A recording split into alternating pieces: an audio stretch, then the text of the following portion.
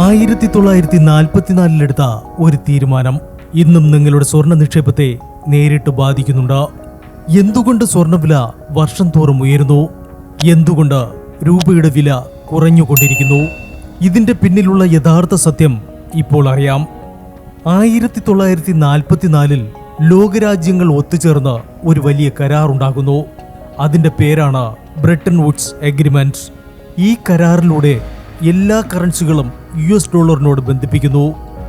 ഡോളറിനെ ആകട്ടെ സ്വർണത്തോട് ബന്ധിപ്പിച്ചു.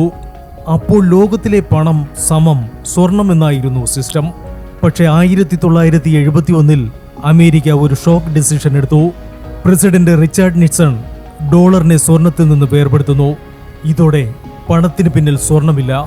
സർക്കാരിന് ഇഷ്ടം പോലെ പണം അച്ചടിക്കാം.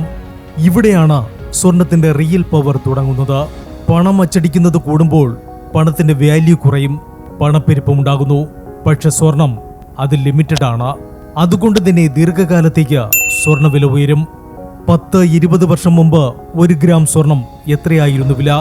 ഇന്നത്തെ വില എത്രയാണ്? ഇത് ഒരു കോയിൻസിഡൻസ് അല്ല, ഇത് സിസ്റ്റം ഡിസൈൻ ആണ്.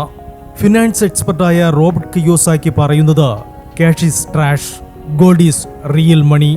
അദ്ദേഹത്തിന്റെ പോയിന്റ് സിമ്പിൾ ആണ്. ഫിയറ്റ് മണി വാല്യൂ കുറയും, ഗോൾഡ് വാല്യൂ നിലനിൽക്കും. അതിനാൽ സ്വർണ്ണ നിക്ഷേപകർ ശ്രദ്ധിക്കുക. ഷോർട്ട് ടേം ഫ്ലക്ച്വേഷൻസ് ഇഗ്നോർ ചെയ്യുക. ലോങ് ടേം ട്രെൻഡ് മനസ്സിലാക്കുക. ഗോൾഡ് ഒരു സുരക്ഷിത അസറ്റ് തന്നെയാണ്. 1944 ആരംഭിച്ച സിസ്റ്റം 1971 വന്ന മാറ്റം ഇന്നുവരെ അതിന്റെ ഇമ്പാക്റ്റ് തുടർന്നുകൊണ്ടിരിക്കുന്നു. രൂപയുടെ വാല്യൂ കുറയുന്നു, സ്വർണ്ണവില ഉയർന്നുകൊണ്ടേയിരിക്കുന്നു. ഇനി നിങ്ങൾ തീരുമാനിക്കൂ, ക്യാഷ് ആണോ ഫ്യൂച്ചർ അല്ലെങ്കിൽ ഗോൾഡ് ആണോ? പ്രിയപ്പെട്ടവരെ, ഇത്തരം ഗോൾഡ് മാർക്കറ്റ് ഇൻസൈറ്റ്സ് അറിയാൻ ഞങ്ങളുടെ വീഡിയോകൾ ലൈക്ക് ചെയ്യൂ, ഹൈപ്പ് ചെയ്യൂ, ചാനൽ സബ്സ്ക്രൈബ് ചെയ്ത് സപ്പോർട്ട് ചെയ്യൂ.